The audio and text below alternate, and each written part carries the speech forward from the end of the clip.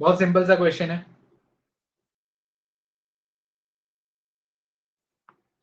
Shall we start? देखिए, four forces equal to P, 2P, 3P, 4P respectively acting along the four sides of square ABCD taken in order।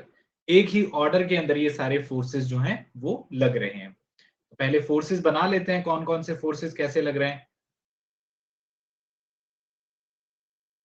To P यहां से लग रहा है, 2P यहां से मानते हैं, फिर 3P यहां से, 4P यहां से।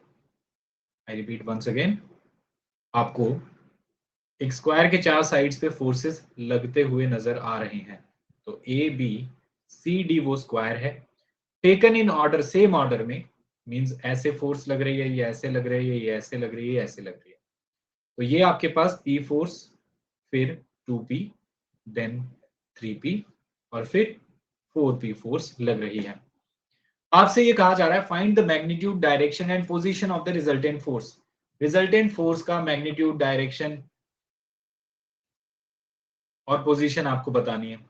तो क्या आप सबसे पहले मुझे सम ऑफ हॉरिजॉन्टल फोर्सेस बता सकते हैं क्या कि कितना होगा? सम ऑफ हॉरिजॉन्टल फोर्सेस कितना होगा?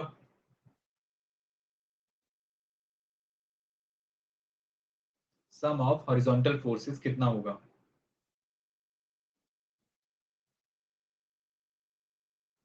हॉरिजॉन्टल डायरेक्शन में एक तो P लग रहा है राइट की तरफ, और दूसरा 3P लग रहा है लेफ्ट की तरफ।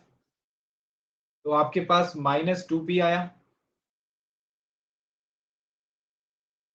Next, sum of vertical forces अगर आपको पता करना है, अपवर्ड को अगर आप पॉजिटिव कहते हैं, तो 2P minus 4P equals to, ये भी आपके पास -2P आ गया। अब आपको ये पता है कि इंडिविजुअल फोर्सेस के रिजल्टेंट अगर आप कैलकुलेट कर लें एक्स डायरेक्शन वाई डायरेक्शन में, और फिर उनका एल्जेब्रिक सम ले लीजिए, और फिर उनके अकॉर्डिंग रिजल्टेंट कैलकुलेट कर लीजिए। अब इन दोनों के अकॉर्डिंग अगर हम रिजल्टेंट कैलकुलेट करें, तो उस रिजल्टेंट की वैल्यू किसके बराबर होगी? क्योंकि दोनों एक दूसरे के क्या होंगे, परपेंडिकुलर होंगे, एक्स डायरेक्शन वाई डायरेक्शन वाले कंपोनेंट्स। तो 90 डिग्री इनके बीच में एंगल है।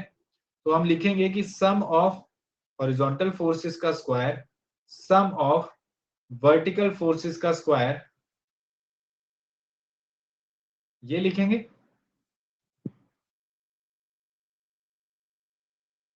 वैल्यूज पुट करिए, -2P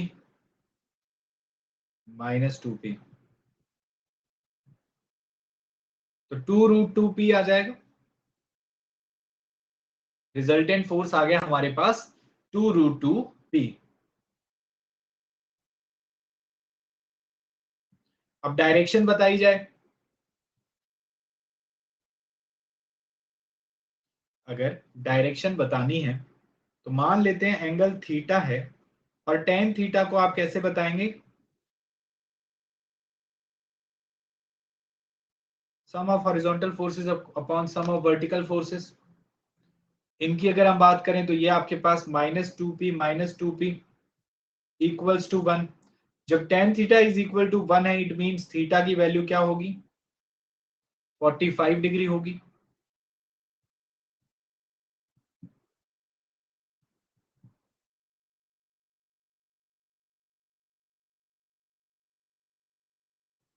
done.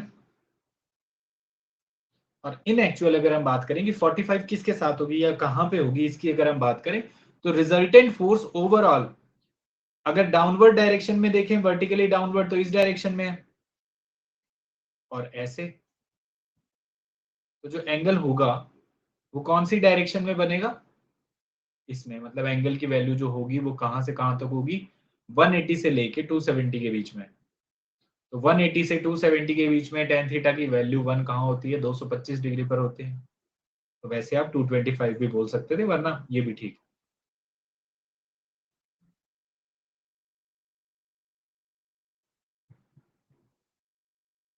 Clear?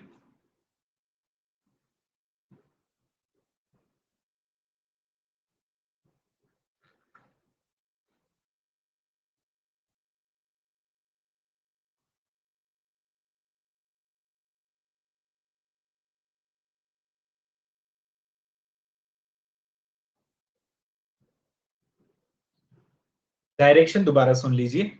Net resultant force जो आपकी, अगर ए के रिस्पेक्ट में आप बात करिए, यहां से वर्टिकल डायरेक्शन में जा रही है ये 2p इसकी तरफ, और हॉरिजॉन्टल डायरेक्शन में भी -2p, तो इन दोनों का रिजल्टेंट कहां आएगा? 45 डिग्री पे, मतलब इस डायरेक्शन में है, इस डायरेक्शन में रिजल्टेंट जा रहा है। अब वो ए से कितनी दूरी के ऊपर है? वो फोर्स यहां से जा रही है, फोर्स यहां से जा रही है, वो फोर्स कहां से जा रही है? 45 डिग्री पर अलाइंड है, ये तो पता लग गया। और 45 भी कैसे है? एक होता 45 इस डायरेक्शन का, एक हुआ 45 इस डायरेक्शन का, तो इस तरफ बात कर रहे हैं। अब अगर आप इस तरफ बात कर रहे हैं तो आपको ये बताना है कि वो फोर्स कहां से निकल रही है, यहां से निकल रही है, यहां से निकल रही है, कहां से निकल रही है। तो हम ये मान लेते हैं कि वो ए से एक्स डिस्टेंस के ऊपर है, वो ए से एक्स डिस्टेंस के ऊपर है, तो इसे हम क्या लिखेंगे? वर्क क्यों नहीं कर रहा? Not working. Let resultant force, let resultant force is at a distance of x, या फिर at a perpendicular distance x from a. तो taking moment about a, taking moment about a के अबाउट मोमेंट लेना है, तो resultant की value है 2√2p multiplied by x should be equal to, अब a से बाकी सारे फोर्सेस के वर्टिकल डिस्टेंसेस देख लीजिए, वो जो a के थ्रू पास नहीं होंगे। तो एक तो कौन सा? ये 2p है, a से कितने डिस्टेंस के ऊपर? यहां पर साइड बता रखी है आपको, साइड आपको नहीं बताई गई। मान लेते हैं कि इसकी साइड स्मॉल ए है स्क्वायर की, तो आपको ये बोलना है कि 2p कितने डिस्टेंस पर? a पर। 3p कितने डिस्टेंस पर? a पर। और तो कोई है ही नहीं, ये वाली भी a के थ्रू पास हो रही है, ये भी a के थ्रू पास हो रही है। तो आप क्या क्या लिखेंगे इसमें? एक तो 2p इंटू ए प्लस 3p इंटू ए, 2p इंटू ए प्लस 3p इंटू ए। तो यहां से वैल्यू कितनी आएगी आपके पास x की?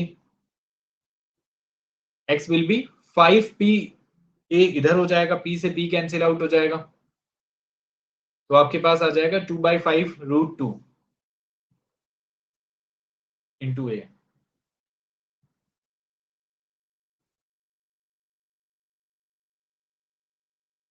अच्छा, इस तरफ 5 हो गया आपके पास, तो 5/2√2, हाँ ठीक है, 5/2√2 इंटू ए।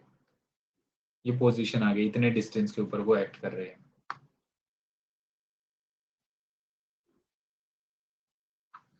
नेक्स्ट, उसके बाद लेमीज थ्योरम पढ़ा था, सबको याद है लेमीज थ्योरम?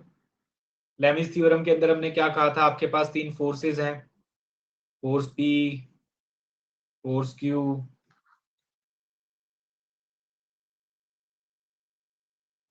Force R। एक पॉइंट पर ये लग रही हैं, इनके एंगल अगर P की बात करें तो P के सामने कह लीजिए, या फिर QR के साथ एंगल अल्फा है, Q के सामने एंगल बीटा है, इसके सामने एंगल गामा है। तो हमने लिखा कि P upon sine alpha, Q upon sine beta, R upon sine gamma, ये यूज करेंगे लेमीज थ्योरम। क्वेश्चन पढ़िए अब। An electric light fixture weighing 15 newton hangs from a point C, C point से हैंग कर रहा है, यहां पर डायग्राम में देखिए। Two strings AC and BC, दो स्ट्रिंग्स हैं यहां पर, एक AC वाली और एक BC वाली, ये लगी हुई है इस पे।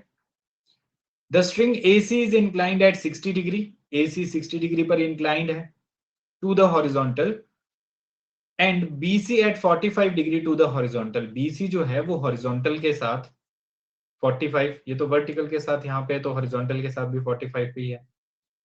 यूजिंग लेमीज थ्योरम और otherwise determine the forces in the strings AC and BC। आपको ये बताना है इसमें और इसमें कितना फोर्स आ रहा है। ऐसे लिख लेते हैं इसी डायग्राम में कि यहां पर टेंशन आ रही होगी टी सी ए और यहां पर टेंशन आ रही होगी टी सी बी।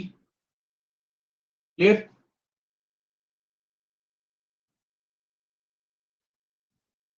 ये ट्राइंगल सबको दिख रहा है या दोबारा बनाऊं मैं?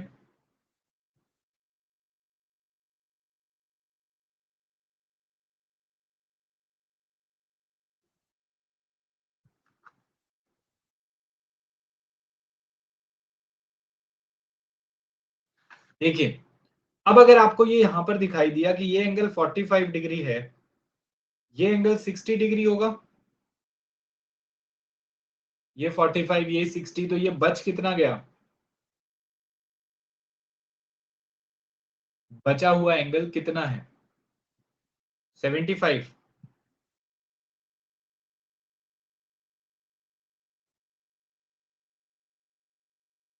75 डिग्री ये एंगल आ गया, तो इसको मैं यहां पर मेंशन कर देता हूं, ये 75 डिग्री है। और यहां पर फोर्स जो है वो टी सी बी है, इस तरफ फोर्स टी सी ए है। ये आ गया।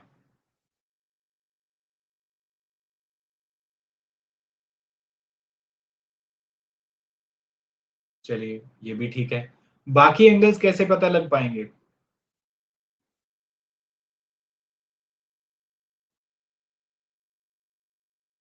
बाकी एंगल कैसे पता लग पाएंगे?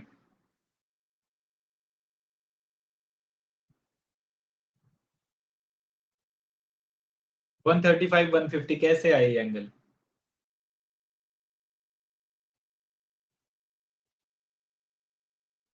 ऐसे देख सकते हैं, अगर आप ये एंगल देखने की कोशिश करेंगे, ये वाला एंगल, अब टी सी बी नाम मैं यहां से हटा देता हूं अभी के लिए। अगर आप ये एंगल देखने की कोशिश करेंगे, ये अगर 45 तो ये भी 45, ये 90, तो ये आपके पास कितना आ गया? ये 45 और ये 90 डिग्री। तो इसमें मैं इस सेम एंगल को बना देता हूं कि ये इतना एंगल 45 डिग्री है, ये 90 डिग्री है, तो ये कंप्लीट एंगल जो है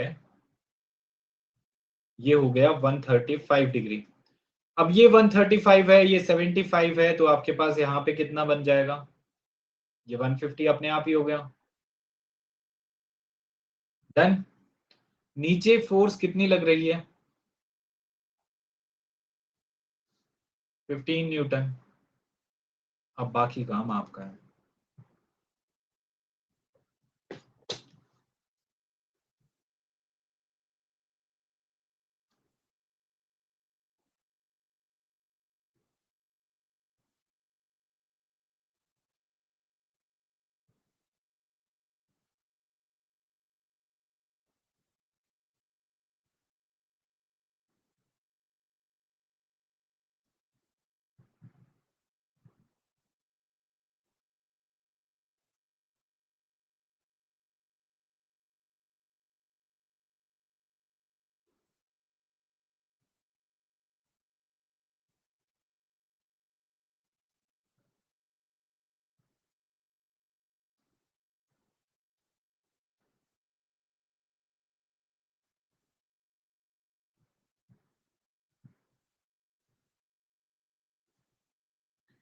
टीसीबी की वैल्यू कितनी आई? 7.76। और टी सी ए 7.15 10 सबके इतने अलग अलग answer.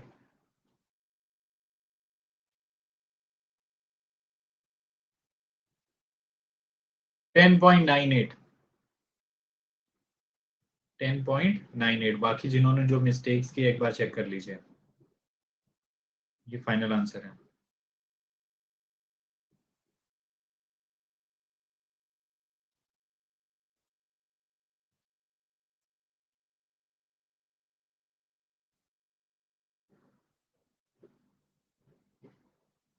Next question,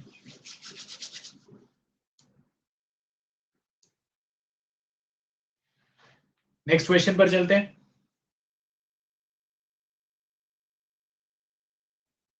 find the centroid of N unequal angle section 100 by 80 by 20 mm। इसका सीजी आपको बताना है।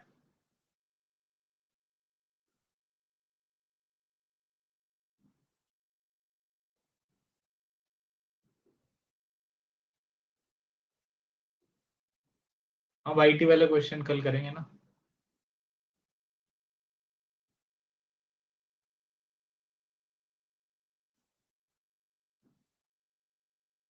देखिए, ये आपके पास ओवरऑल लेंथ इसकी कितनी है, 100 है।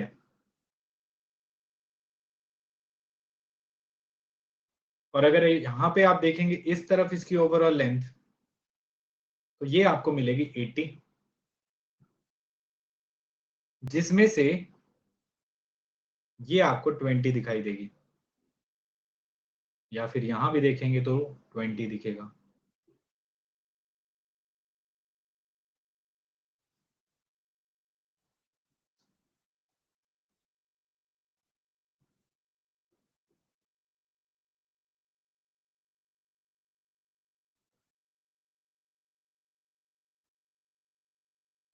फोर्सेस के ऊपर डिपेंड करता है, ऐसे देख के कुछ नहीं बता सकते, डिपेंड करता है फोर्स के ऊपर, फोर्सेस कैसे लग रही हैं। ये आपको बताया था, इक्विलिब्रियम की 4-5 स्टेट्स बताई थी।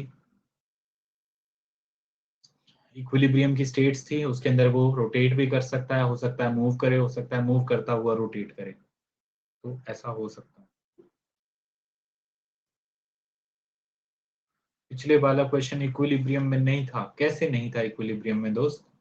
लेमिस थ्योरम ही इक्विलिब्रियम में यूज कर रहे हैं क्या? ये कहीं मूव कर रहा है क्या? कुछ ऐसा लिखा हुआ है क्या? कोई एक्सेलरेशन है क्या इसमें? कुछ ऐसा है ही नहीं।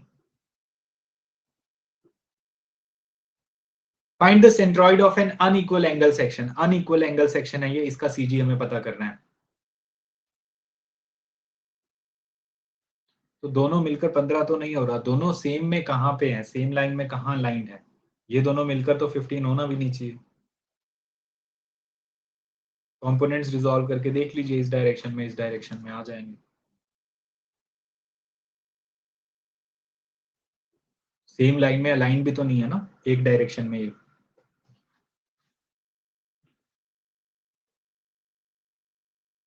अब इस क्वेश्चन में देखते हैं, सबसे पहले रेफरेंस लाइन माननी पड़ेगी हमें, कहीं से तो मानेंगे ना कि कहां से लाई कर रहा है। रेफरेंस ऑफ एक्सिस तो कंसीडर की जाएगी। डायग्राम सबको क्लियरली दिख रहा है ना? अब इसमें सबसे पहले हम क्या करते हैं, रेफरेंस एक्सिस बनाते हैं, रेफरेंस लाइंस बनाते हैं। अब ये ग्रीन वाली जो है ना, ये रेफरेंस लाइंस है, कि इन लाइन के रिस्पेक्ट में हम मेजरमेंट स्टार्ट करेंगे हमारी, कि कहां से मान रहे हैं हम। तो इसे मैं एक्स एक्स कह देता हूं, I hope it is clearly visible to everyone. ये एक्स एक्स वाली लाइन है और ये वाई वाई वाली लाइन है, ठीक है। अब देखिए इसमें, let X X and Y Y be lines of reference, इनके हिसाब से हम रेफरेंस लेंगे। अब अगर x डायरेक्शन में हम सीजी कंसीडर करें, तो आप कैसे कंसीडर करते हैं?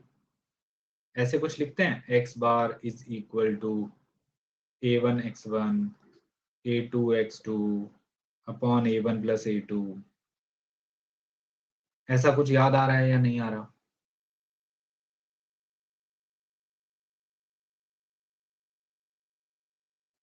आ रहा है।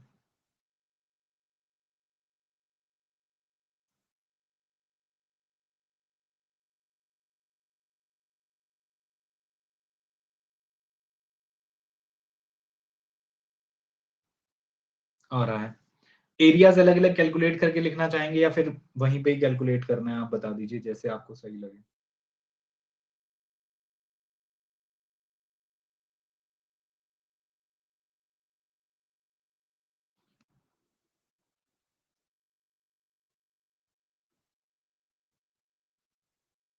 अरे मेरे दोस्त, ये लीजिए, हाँ, डिस्टेंस कैलकुलेशन के हिसाब से मैंने माने थे ये, इसको एक्स एक्स इसलिए कहा था कि यहाँ से जो डिस्टेंस मानेंगे वो एक्स डायरेक्शन का मानेंगे, इसलिए आप चलिए इसे वाई वाई कह दीजिए, इसे एक्स एक्स कह दीजिए। अब एक्स डिस्टेंस जो मानेंगे ना कि इसका नेट सीजी कहाँ लाई करेगा, तो वो तो आप ऐसे ही बताएंगे ना कि यहाँ से एक्स बार डिस्टेंस पे है, इसलिए ये वाई वाई एक्सिस से एक्स बार डिस्टेंस पे है, इस हिसाब से मैंने वो लिखा था। पर आपके ऊपर है कि आप इसे कैसे रेफरेंस मान रहे हैं, आप ऐसे मानेंगे तो भी गलत नहीं है, वैसे लिखेंगे तो भी गलत नहीं है, बस आप मेंशन कर दीजिए। अब आप A1 की वैल्यू देखिए, A1 वाला जो एरिया होगा, A1 को हम लिखेंगे A1 will be equal to 20 into 100, तो A1 की वैल्यू हमारे पास आएगी 2000 mm स्क्वायर। और यहीं पर अगर आप A2 की बात करते हैं तो A2 तो अब सिर्फ इतना बचा ना, तो A2 कितना होगा, 80 में से भी 20 माइनस करना पड़ेगा और फिर 20 से मल्टीप्लाई करना पड़ेगा, तो 1200 बचेगा। अब अगर आप बात करते हैं कि x1 इस रेफरेंस लाइन से इसका खुद का सीजी कितने डिस्टेंस पे होगा, तो वो 20/2 mm पे होगा, या फिर ये कह लीजिए कि 10 mm पे होगा। x2 की बात करें तो x2 का मतलब है कि रेफरेंस वाली एक्सिस से इसका सीजी कितने डिस्टेंस पर होगा, तो x2 जो है ये होगा 20 प्लस, या फिर आप वैसे कह लीजिए 40 कह लीजिए डायरेक्टली। 40 होगा 50 होगा कैसे होगा ये बताओ पहले तो, सीजी कितने डिस्टेंस पे लाई करेगा, कितने लोग कहते हैं 40 होगा, जो कह रहे हैं 40 होगा वो गलत है। क्यों, क्योंकि एरिया ही कितना कंसीडर किया, इसको एक एरिया मान लिया है तो इसको अलग कर दिया इस पोर्शन को हमने। अब बचा है सिर्फ इतना जो शेडेड वाला है, तो इसी का ही कंसीडर किया जाएगा। तो इसका कंसीडर करने के लिए ये जो 60 बचा, इस 60 का तो हाफ लेंगे और इस 20 को, तो 20 प्लस 60 का हाफ कंसीडर किया जाएगा। तो x2 की वैल्यू लेने में गड़बड़ ना करें, x2 की वैल्यू आएगी हमारे पास 20 प्लस उधर जो 60 बचा उसका हाफ, तो 50 mm। अब इनको मेंशन कर दीजिए। A1 की वैल्यू हमारे पास है 2000, x1 हमारे पास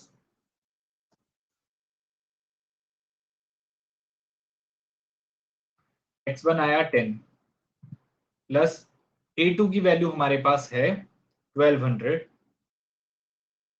और 50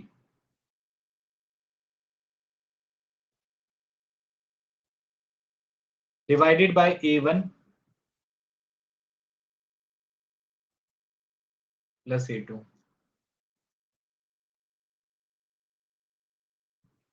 25 mm। अब आप y बार बता दीजिए।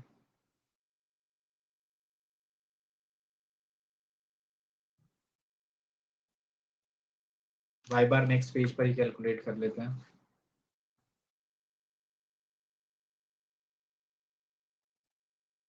A1 y1, A2 y2, A1 plus A2।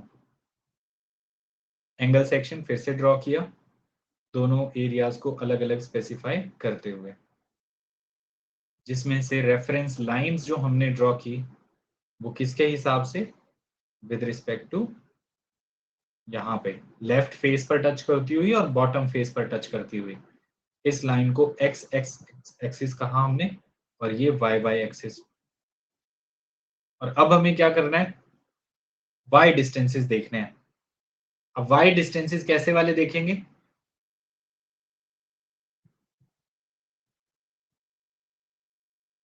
देखिए इस एक्स एक्सिस से इसका सीजी कितने डिस्टेंस के ऊपर है, और इसी एक्स एक्स एक्सिस से इसका सीजी कितने डिस्टेंस के ऊपर है, तो ये पूरा 20 था अगर, तो ये 20/2 पे होगा, जिसे हम लिखेंगे बाय 1 के बराबर, y1 उसको बोला था तो ये y2 हो गया। और इसका सीजी की अगर हम बात करें y1, वो किसके बराबर आ जाएगा, पूरा ओवरऑल था 100, तो इसका हाफ हो जाएगा।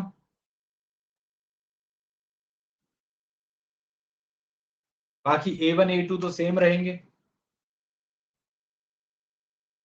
Clear?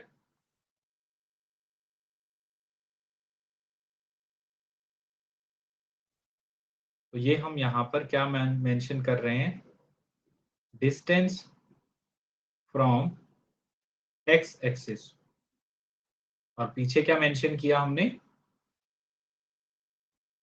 Distance of CG from Y axis.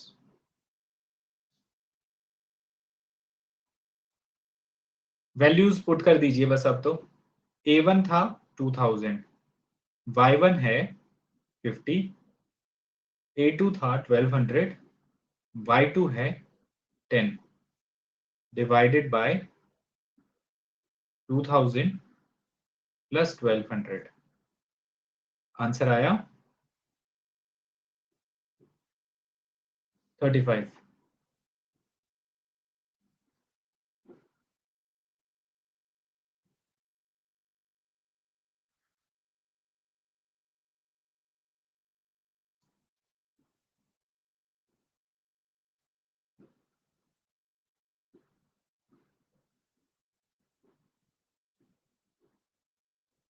नहीं, जरूरी नहीं है एज इट इज, बस पता होना चाहिए। यूज आता है इनका, स्टील डिजाइन के अंदर ऐसे क्वेश्चंस करते ही हैं हम, इसका सीजी कहाँ पे है।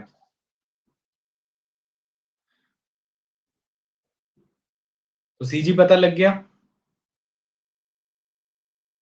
कि आपका सीजी जो है वो बॉटम वाले फेस से 35 mm ऊपर है, लेफ्ट वाले फेस से 25 mm है।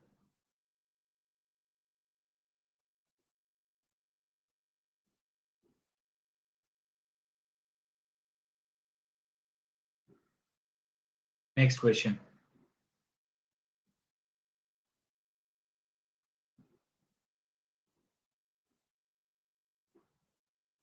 a body resting on a rough horizontal plane required a pull of 180 Newton inclined at 30 degree. तो डायग्राम बना लेते हैं फटाफट कि ये क्या कहना चाह रहा है, कि एक बॉडी थी आपके पास, इस बॉडी को एक प्लेन के ऊपर रखा हुआ था ऐसे कुछ, और इसके ऊपर फोर्स लगाया गया 180 न्यूटन का, और 180 न्यूटन का फोर्स जो है वो कैसे लगाया गया, सच दैट इंक्लाइंड था वो फोर्स 30 डिग्री के ऊपर।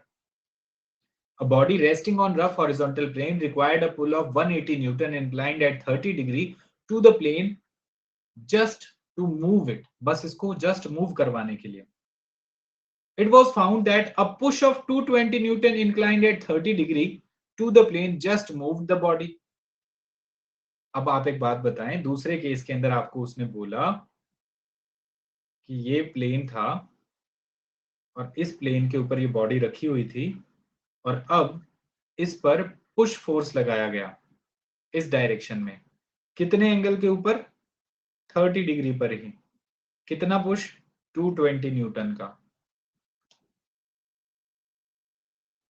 Determine the weight of the body and the coefficient of friction. आपको कोफिशिएंट ऑफ फ्रिक्शन बताना है और वेट ऑफ द बॉडी बताना है। अब आप एक बात बताएं, यहां पर ये चेंज क्यों आ रहे हैं, कि पुश करने पर ऐसा क्यों, पुल करने पर फोर्स अलग क्यों, रीजन क्या है इसका?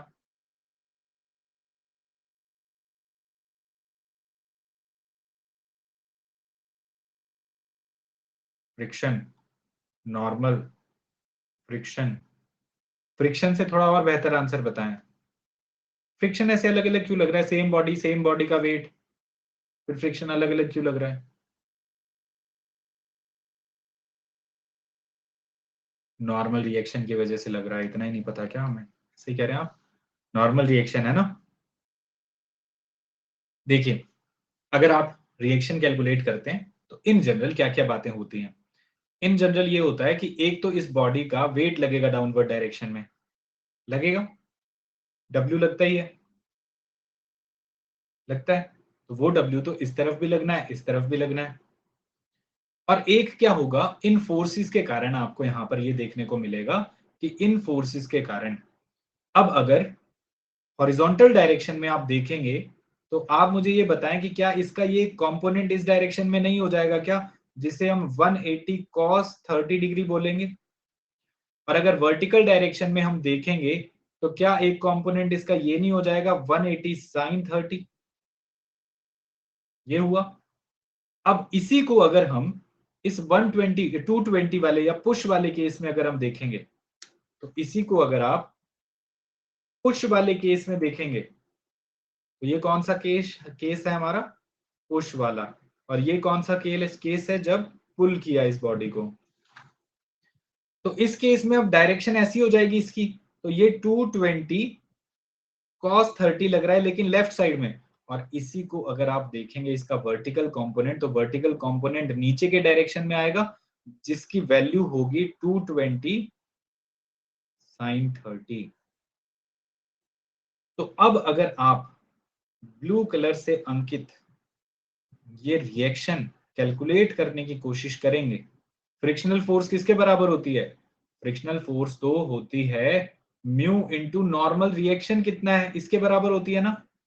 अब उस रिएक्शन को अगर आप देखेंगे यहां पर, तो इसे N1 कह देते हैं और इसे N2 कह देते हैं। यही हुआ, हाँ या ना बताएं।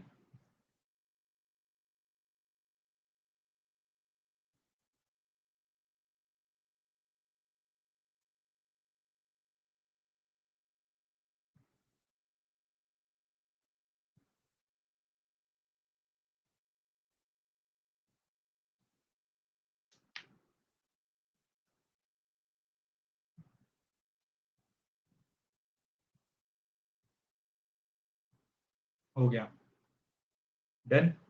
W तो सेम ही रहेगा, ऑब्वियस सी बात है। N1 एंड N2 कैसे, N1 और N2 नॉर्मल रिएक्शन होती हैं। दोनों केस में अलग अलग इसलिए आएंगी क्योंकि यहाँ पे फोर्स भी तो लगा रहे हैं ना आप। तो इस फोर्स का हॉरिजॉन्टल वर्टिकल कंपोनेंट्स आएंगे तो इनको इंक्लूड करना पड़ेगा। इस तरफ की इक्वेशन अलग बनेगी वर्टिकल डायरेक्शन की, यहाँ की अलग इक्वेशन बनेगी, तो दोनों अलग अलग होंगे। अब आप एक चीज बताएं, बस सिंपल सी बात बताना कि क्या अगर इस बॉडी को जस्ट राइट साइड में मूव ही किया गया है तो वो किसके द्वारा किया गया है, 180 cos 30 ने मूव किया है ना। और जस्ट इसको अपोज कौन कर रहा था, इसको जस्ट अपोज कर रहा था फ्रिक्शन। तो अगर मैं फ्रिक्शन की बात यहां पर लिखूं कि इस डायरेक्शन में फ्रिक्शन लगा होगा क्योंकि पुल उस डायरेक्शन में किया गया, तो ये F1 की वैल्यू, या फिर यूं कह लीजिए कि मैं हॉरिजॉन्टल डायरेक्शन में रिएक्शन लिखने की कोशिश कर रहा हूं, तो F1 की वैल्यू 180 cos 30 के बराबर नहीं होगी क्या। तो ये कितनी हुई,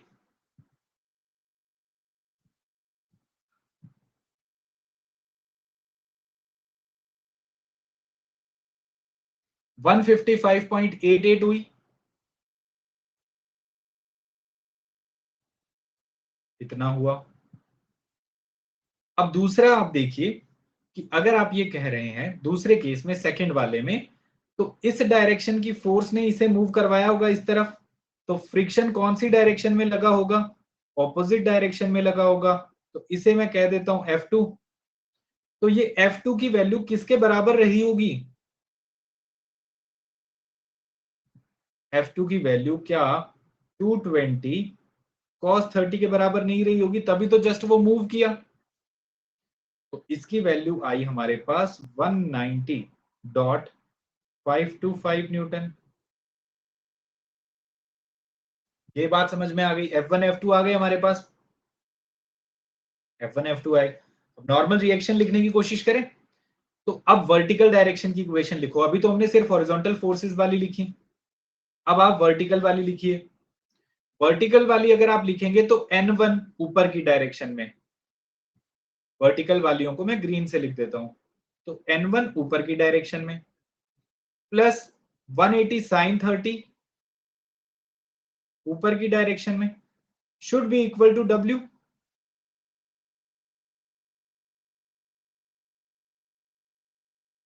ऐसा होना चाहिए। इसे इक्वेशन 1 कह देता हूं। दूसरी तरफ N2 ऊपर की तरफ माइनस या फिर equals to W plus 220 sine 30, इसे इक्वेशन 2 कह सकते हैं। ये दो आए हमारे पास। वेट तो दोनों केस में सेम ही रहेगा ना, बॉडी के वेट पे क्या फर्क पड़ेगा।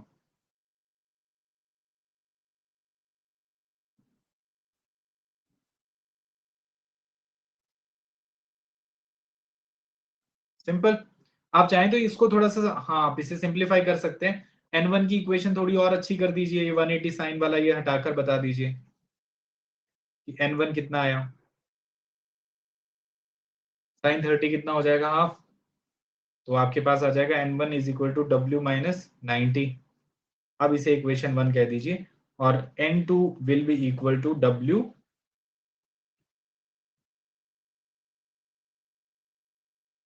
प्लस 110।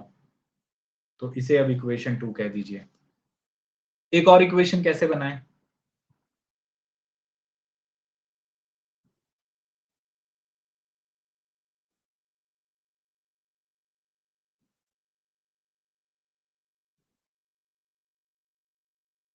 फ्रिक्शनल फोर्स से बना लेते हैं। ये फ्रिक्शन जो फोर्स आ गई इनको यूज कर लेते हैं। इनको म्यू इंटू आर के बराबर पुट करना है। इनको किसके बराबर पुट करना है, ये फ्रिक्शनल फोर्स जो आई ये किसके बराबर आती, म्यू इंटू रिएक्शनल फोर्स के बराबर, म्यू इंटू N1, या फिर इस तरफ देखेंगे तो म्यू इंटू N2। तो हमें पता है कि frictional force F1 will be equal to mu into N1, या फिर आप इसे ऐसे लिखते हैं कि F1 की वैल्यू हमारे पास आई हुई है 155.88 इक्वल्स टू म्यू N1 की जगह W माइनस 90 पुट कर दीजिए, इसे इक्वेशन 3 लिखते हैं। F2 की वैल्यू म्यू इंटू N2 होगी और F2 की value 190.525 mu into W plus 110, इसे इक्वेशन 4 कह देते हैं। नाउ डिवाइड 3/4,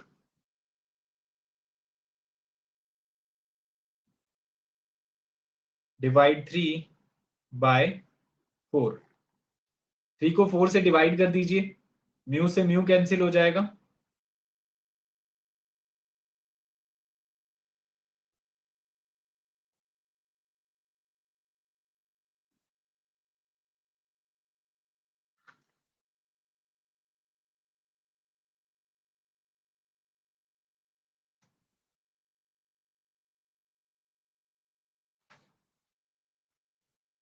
तो W की वैल्यू कितनी आ जाएगी,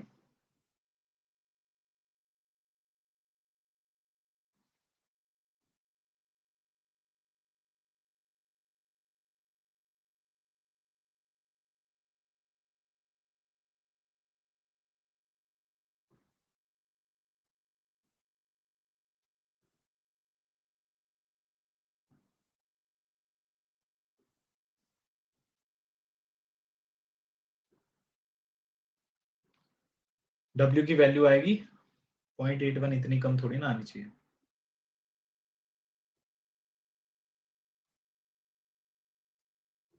940, थोड़ा और करेक्ट होना चाहिए दोस्त, चेक करिए एक बार।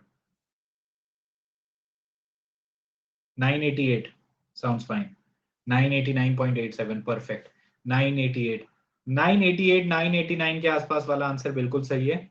988 या 989 न्यूटन है, ये यूनिट लिखी है मैंने यहाँ पर, वो वाला N1 N2 नहीं है, यूनिट लिखी है इतने न्यूटन। जब ये आ चुका तो म्यू की वैल्यू क्या मुश्किल है, पुट कर दीजिए।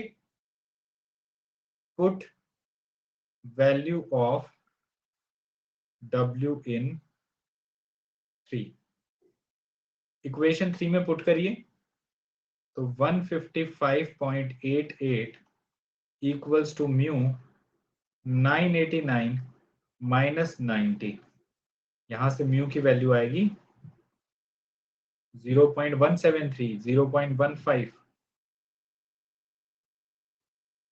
0.1733, correct. 0.1733 will be the final answer. ठीक है, बाकी कल के YouTube सेशन के अंदर और फ्रिक्शन से रिलेटेड क्वेश्चंस कर लेंगे, फिर मशीन से रिलेटेड बात करेंगे.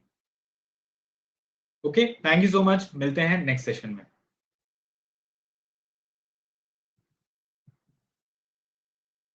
Okay, thank you so much.